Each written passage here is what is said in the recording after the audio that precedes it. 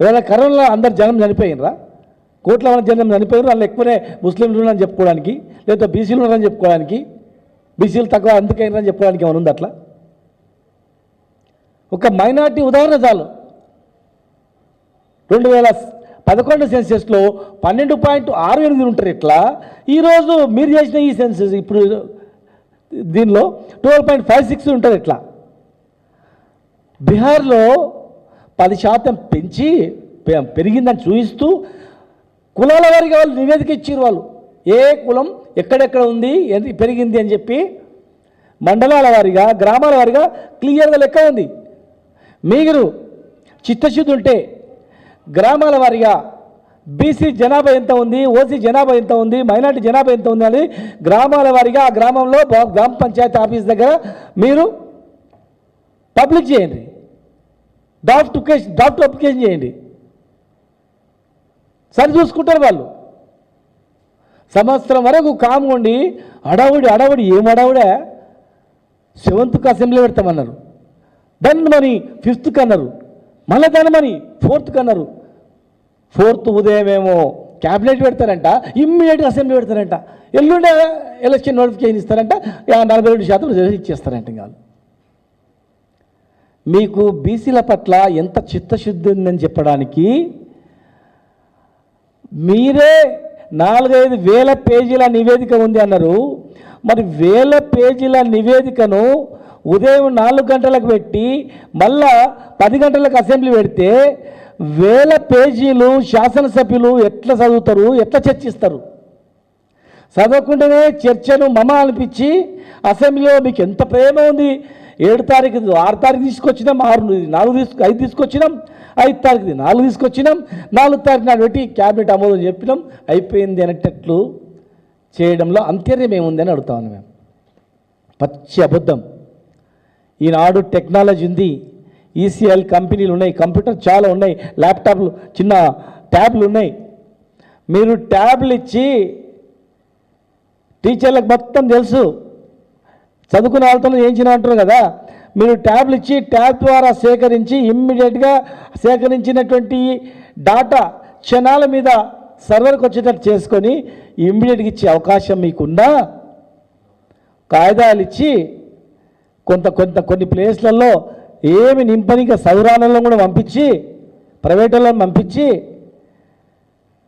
ఆయాలను పంపించి మీరు అడావుడి చేసి తప్పుల తడక అక్కడ ఎవరు సర్వే చేయకపోయినా చేసినట్లు మీరు అడావుడి చేసి ఇలా మరొకసారి బీసీలను మోసం చేయడానికి, ఎలక్షన్లో గెలవడానికి ఇది ఒక కుట్ర. మీరు జరగబోయేది మేము చెప్తాం.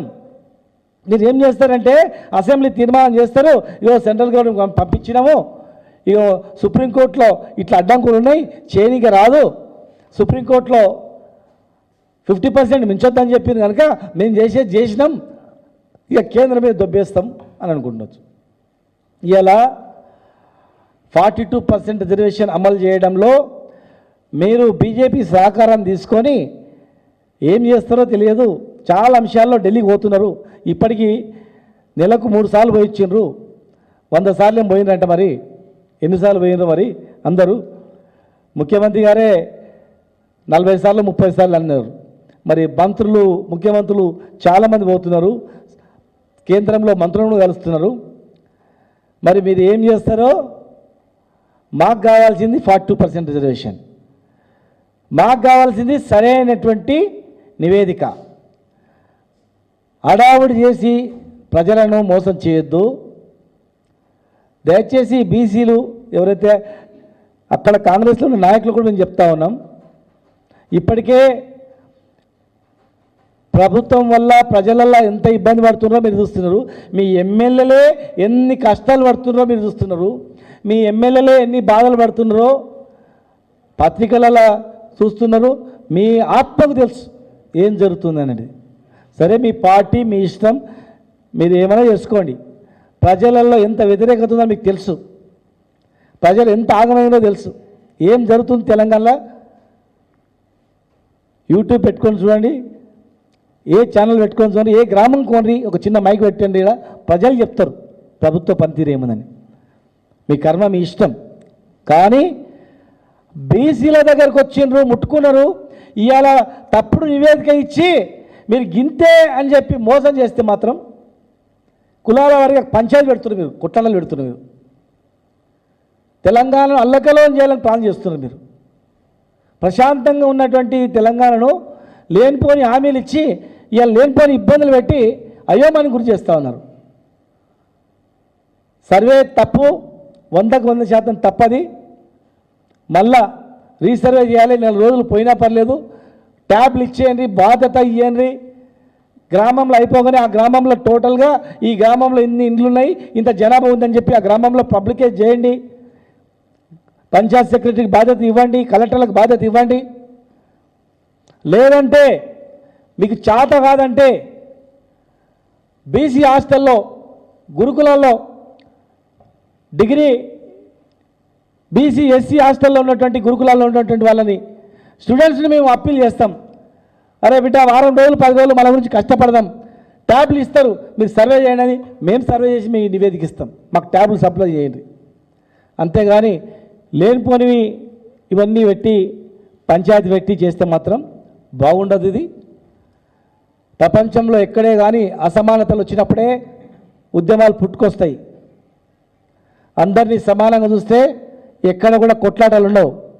అసమానతల వల్లనే తెలంగాణ రాష్ట్రం తెచ్చుకున్నాం, అవమానాల వల్లనే తెలంగాణ రాష్ట్రం తెచ్చుకున్నాం, అణచివేతల వల్లనే తెలంగాణ రాష్ట్రం కావాలని చెప్పి తెచ్చుకున్నాం. రేపు మీరు చేసే చేష్టాల వల్ల మరొక బీసీ ఉద్యమం వస్తుంది భారతదేశంలో. అది తెలంగాణలోనే స్టార్ట్ అవుతుంది. అనవసరమైన కొట్లాటలు పెట్టించిన వాళ్ళు మీరు అవుతారు.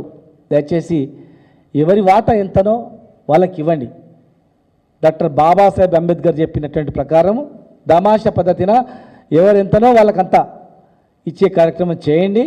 విద్య, వైద్యం, ఉద్యోగాలలో, అదేవిధంగా చట్టసభలలో దామాషా ప్రకారం రిజర్వేషన్ ఇచ్చేటట్లు చేయాలని చెప్పి, రీసర్వే చేయాలని చెప్పి మేము డిమాండ్ చేస్తూ ఉన్నాం. అనవసరంగా వేషేజాలకు పోయి అబాస్పాలు కాకండి దయచేసి.